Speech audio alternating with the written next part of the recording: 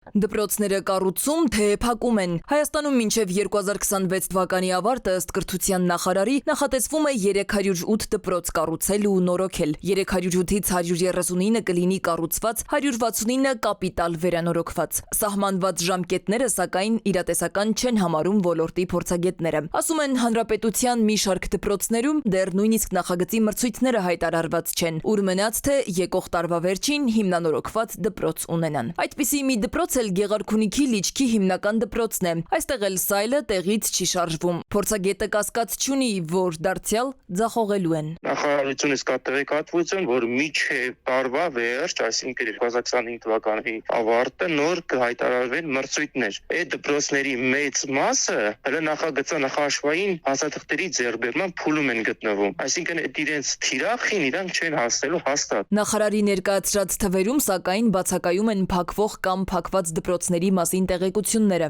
Կառավարության որոշմամբ մինչև 2026 թվականը 100-ից պակաս աշակերտ ունեցող 230-ից ավելի դպրոցներ կմիավորվեն։ Վառ օրինակն է վերջերս փակված Վայոց ձորի Կարմրաշենի միջնակարգ դպրոցը։ Ցանկն ի դեպ ձեր էկրաններին է։ Կրթության փորձագետի դիտարկմամբ նախարարության քաղաքականությունը կառավարչական բազում սխալներով է։ Դեռ նորը չկառուցած քանդում են հին դպրոցն ու երեխաներին տեղափոխում տարատեսակ հաստատություններ։ Պետք է ճիշտ պլանավորեն, որ երեխան մաքսիմալ քիչ դուրի երեխաների կրթության իրավունքը։ Տեղեր կան, որ դպրոցների շենքերը քանդել են նոր դպրոց կառուցելու նպատակով։ Շինարարությունը ժամկետներից շեղում է տվել ու ստացվում է, որ երեխաները պետք է տարբեր շինություններում իրենց կրթությունը իրականացնեն կամ գնան հարևան դպրոցներ երկրորդ հերթով։ Իսկ ինչքան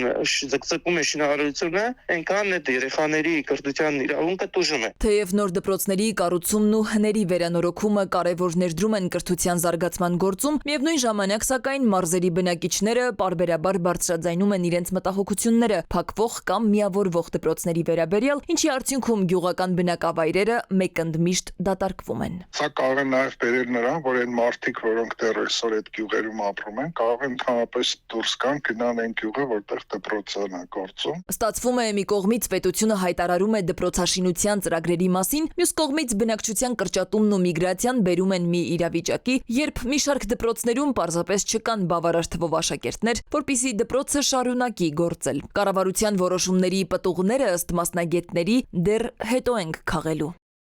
Սվետլանա Ավդիշյան, ժամը լրատվական։